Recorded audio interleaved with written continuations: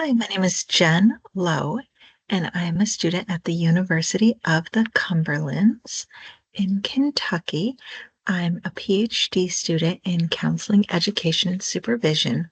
This semester, I'm taking a class called Leadership and Advocacy in Professional Counseling. We are studying different leadership theories. So, the one I'm going to present on today is called Behavioral Leadership Theory. Before behavioral leadership theory, there was a different leadership theory called trait theory.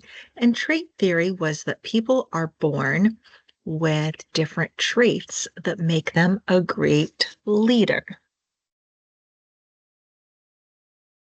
So, behavioral leadership in the 1940s, Ohio State researchers conducted the Ohio State Leadership Studies.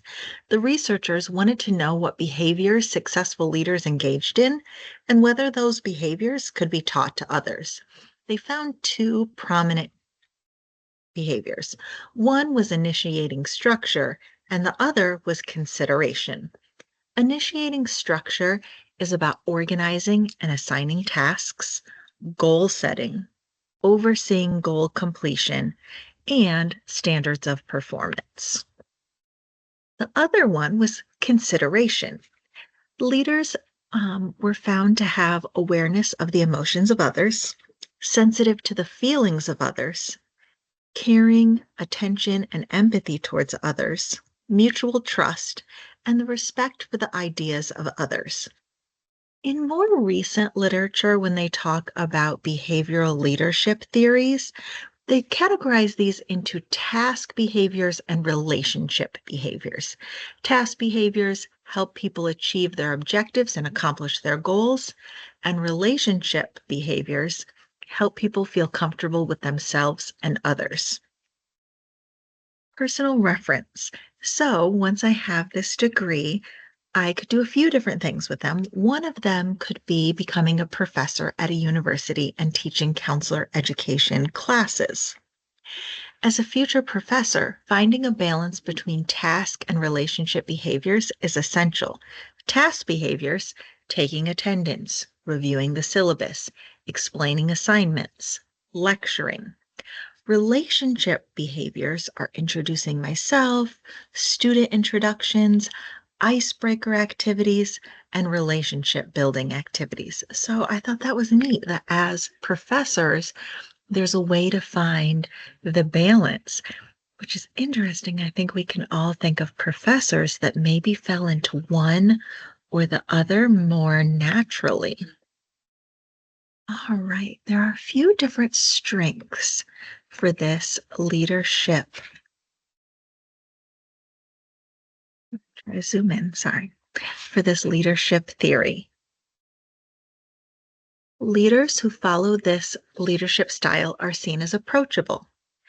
Leaders treat people as equal. Leaders are seen as more trustworthy.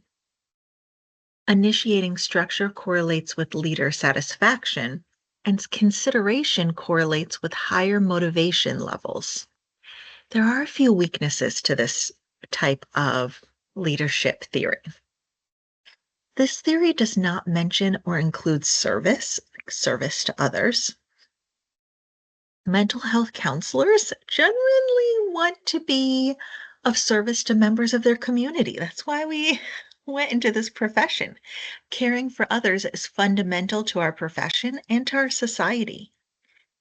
This One of the other criticisms or weaknesses of this theory was it lacks integration with other theories. A new theory was developed instead of building on or integrating the aspects of former theories that worked pretty well.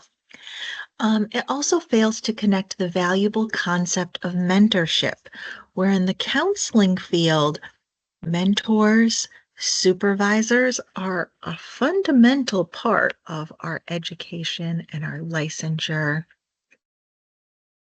procedures. All right, connection to CES. So that stands for counseling, education, and supervision. I thought that this theory aligns well with what counselors refer to as the core conditions: empathy, respect, congruence, and warmth. Prior to this leadership theory, a prominent theory believed that leaders had traits that they were born with and were part of their personalities.